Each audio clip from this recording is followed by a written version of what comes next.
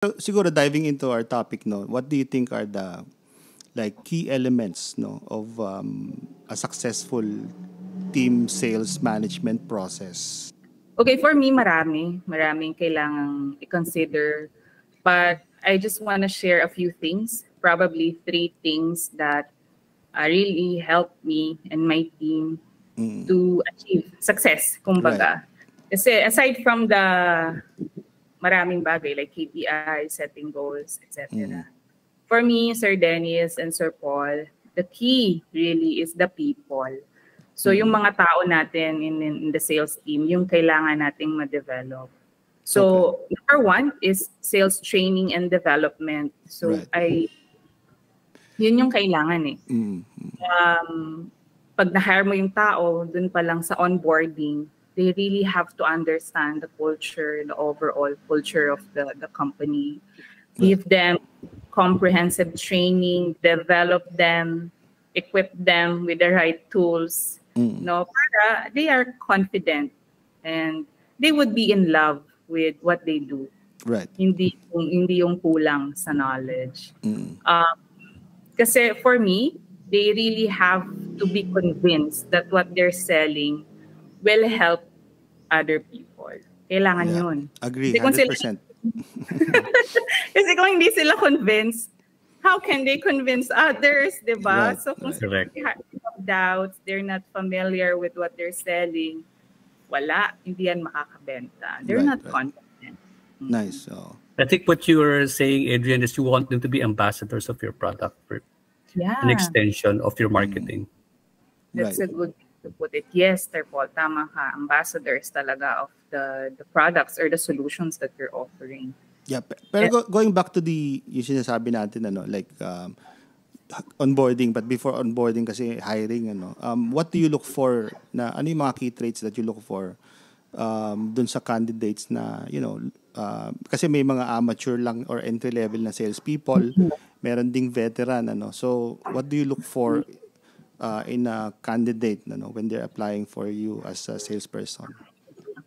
So, nako, pag amateur, syempre wala pang experience, newbie, kumbaga, ang tinitingnan mo na lang talaga dyan is the attitude. Na Right. okay ba to? So, a series of questions, you have to get to know the person. May potential ba to? Is she enthusiastic? Talagang meron ba siya? Is he or she demonstrating, parang kaya niyang magbenta? And then, communication, nakakapag-communicate ba siya clearly doon sa'yo during the interview? Right. O kaya naman, salita ng salita. Hindi lang, ang communication kasi hindi lang yung talking, di ba? Hindi lang yung speaking. Dapat active listening ka rin. You have to understand the needs of your customer. Right. During the interview, kung ito ay hindi man nakikinig, nag-express ng thoughts niya, medyo red flag na to. Dapat active listening para he or she can understand the person. And although it's hard to see if the person has resilience, we can come up with a series of questions. Kasi mahirap ang sales, di ba? There will be 100 or 1,000 rejections bago ka makabenta. Exactly. So, paano mo i-handle yung rejection or negative things na mangyayari when you're selling? So, kailangan makita natin na this person meron siyang positive mindset, kaya niyang i-handle yung rejection, okay, pwede to. Sa newbie yun, sir. Right. But for veterans, of course, marami kang tinitingnan, mataas na yung expectation mo dito. Ang titingnan mo naman dyan, mga red flags, no? Pero Mga bad ako, nasa habits. tama. Positive pa rin. So, syempre, experience niya, track record, ilang hundreds of billions na ba yung na-handle niya na sales. And ang pinaka-importante sa akin, Sir Dennis, is the relationship building skills. Right. Kaya ba nito mag-connect sa mga, kung different industry man yung papasukin niya, hindi na niya magagamit yung mga previous connections niya. So, kaya niya ba yung relationship building? Kaya niya bang makipag-usap at maging connector or network builder ng company for you. Of course, yung mga negotiation and closing skills, that's a plus. Even the industry know-how, that's a plus. But for me, it's really the soft skills ba? Right. Yeah. Kasi yung technical skills, itong product information, industry knowledge, and all these things can be learned during the onboarding and the training. Pero yung personality ng tao, mahirap mo nang i-train yan kung kukunin mo. So for me, the attitude yung pinaka-importante, whether amateur or veteran. Tsaka ayun yung mga, meron siyang history of good habits, no? Na, kumbaga na nurture niya over the years kung veteran siya, di ba? Yeah. Yun.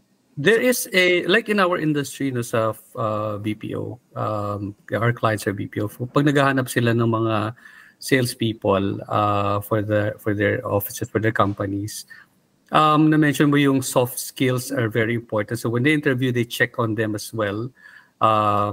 And primarily, yun yung focus. Kasi may product knowledge training sila for 30 days, no, or 1 month, or sometimes shorter. Kasi they also get like fresh graduate or high school only. Kasi yung mga malalaking companies na de-develop talaga nila yung tao from the beginning.